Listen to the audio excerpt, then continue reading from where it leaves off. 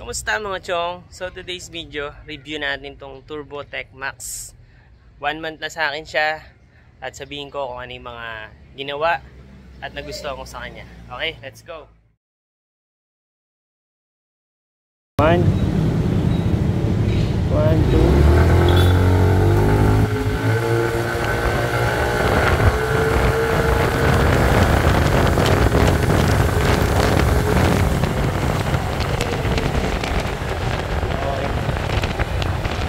Seconds lang yun. Bilis na, no? The sports. Try naman natin town commuting. Try natin town 1, 2, 3.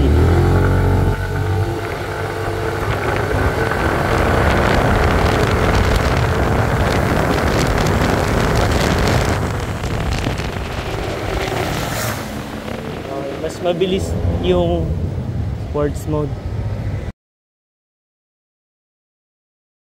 Yan yung design niya, parang maliit na X-Max. Yan yung headlight niya. Meron na po siyang eyeline at integrated na ang kanyang signal light. Yan po yung signal light niya. Napakaangas ng dating niya. Robotic yung dating niya.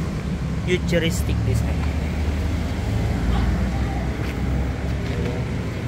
Sa taillight, yan po yung taillight niya.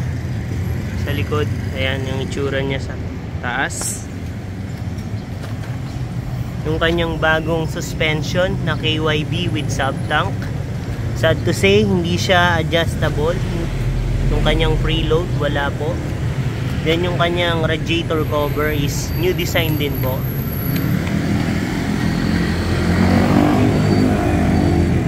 At yung kanyang gray accent sa dalawa tuloy, ayan. Kanyang panel na napakaganda. Then kanyang mga switches ay ang ganda tignan. Then yung kanyang black knob.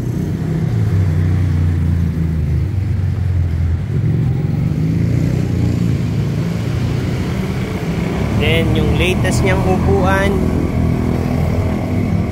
na may gold stitch with NMAX na nakasulat. Gamusa, then makinis, then may gray na lining. Then yung headlight, start natin.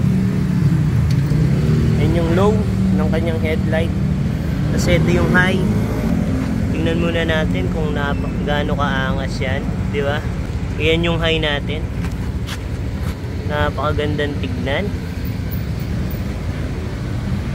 Futuristic design. Tech Max.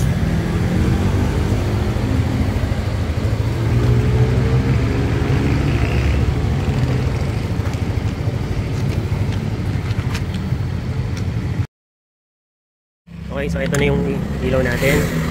Machong nung ma-adjust. Okay, start natin. Liwanag na. Tsaka mas mababa na siya. Hindi na siya nakakasilaw. Dati kasi ang layo ng buga niya. Ang layo, yung bumper nung sasakyan dati, hanggang dun yung unang, yung ceiling, I mean yung umpisa ng ilaw. Ngayon yan diba? So ang ganda na ng ilaw, di na siya nakakasilaw. Tapos mas maluwag na yung buga ng ilaw niya ngayon. Niya, ito, may music siya. So yung music natin, pwede nating i-play.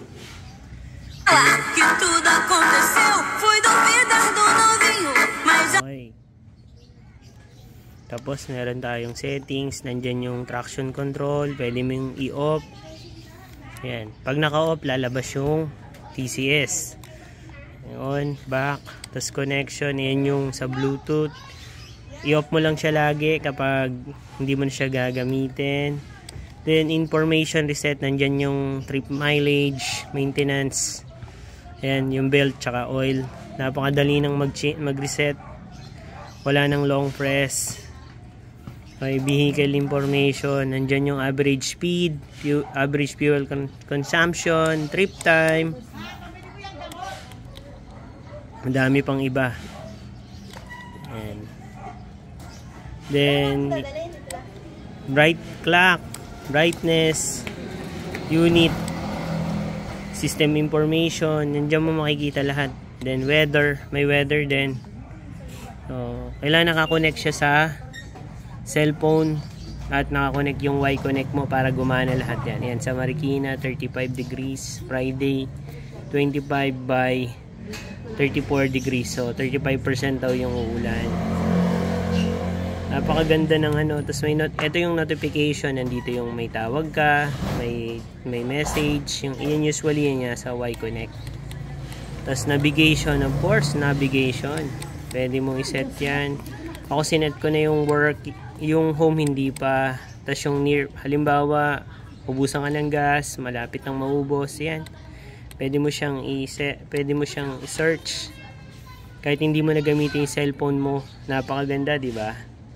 Yan, sea oil, 500 meters sa amin. Ang dami, ayan, okay? So, ituturo niya talaga. Napakaganda, napaka-convenient. Please drive to highlighted route. Then meter display, yan yung tatlo. Tachometer, echo. Tapos yung odo trip, yan yung odo mo. Yung trip, yan yung pwede mong reset. Yung odo trip, yan yung makikita mo kung ano i-display dito. Ayan. Pwedeng kung gusto mo odo, or kung gusto mo yung trip mo. Ayan. Ayun, napakadaming special features nito bukod sa ABS, traction control, na safety. Napakadami siyang i-offer sa'yo. Meron siyang keyless answer box system, stop start system. Napakadaming magandang special features to. Okay, check natin yung braking power niya.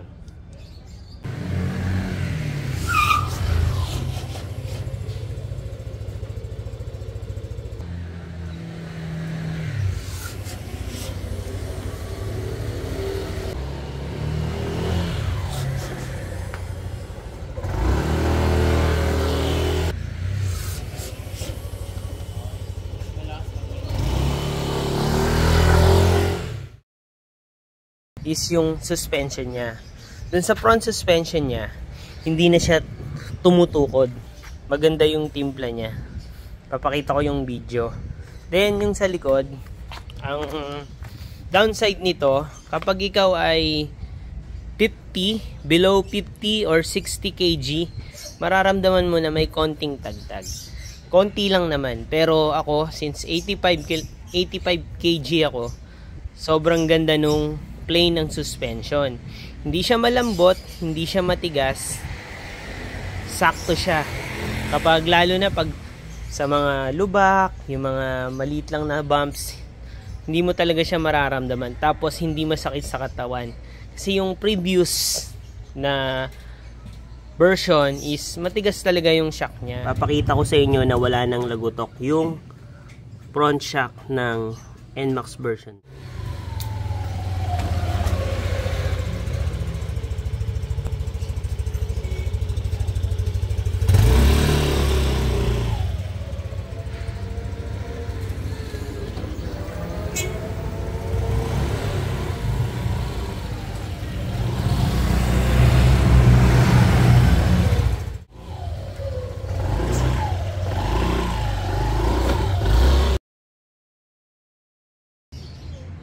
Okay, Chong, yung pagsakay.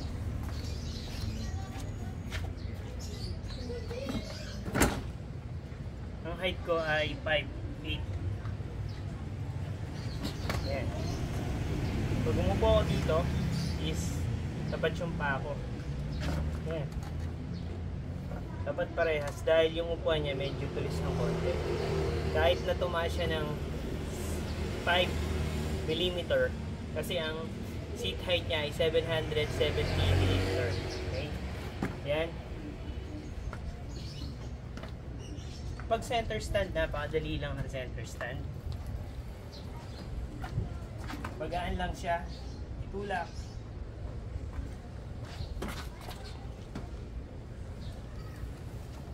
Okay.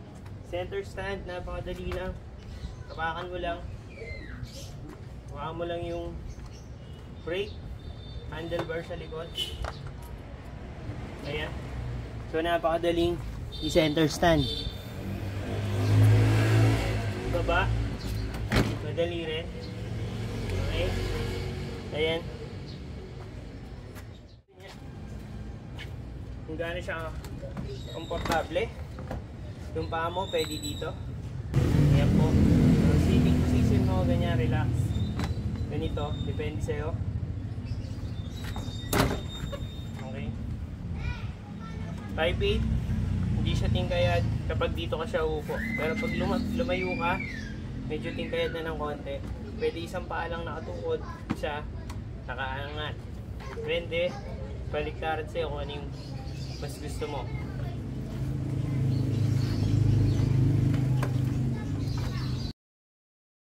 So, ito-testing natin yung NMAX Turbo para sa town and commuting, or ito yung tinatawag na city driving.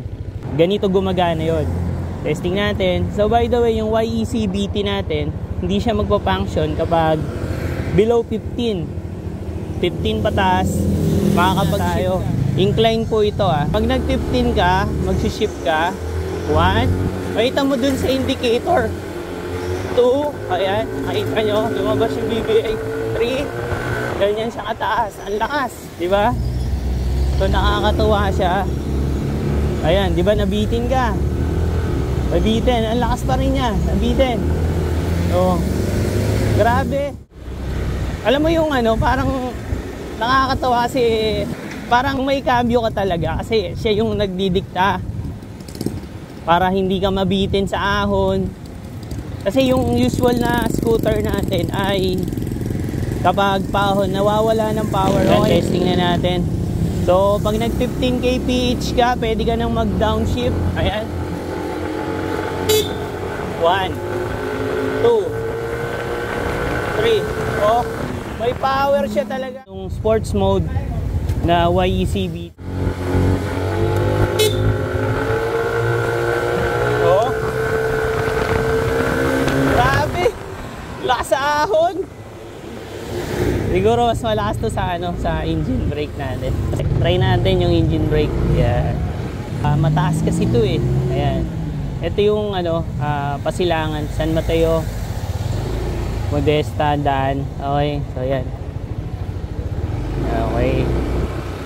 So pag pa-downshift, kahit hindi mo i-throttle, basta tumatakbo siya ng more than 15 kph. Ayan Oh.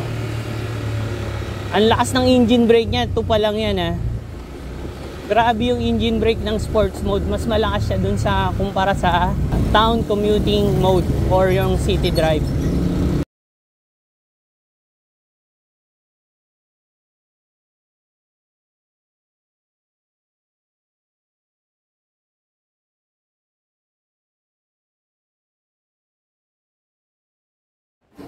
Overall impression. Pagdating sa handling, napakaganda nito. From B1 to B3, same handling pa rin. Then braking, mas maganda dahil kasi may engine brake plus ABS and TCS.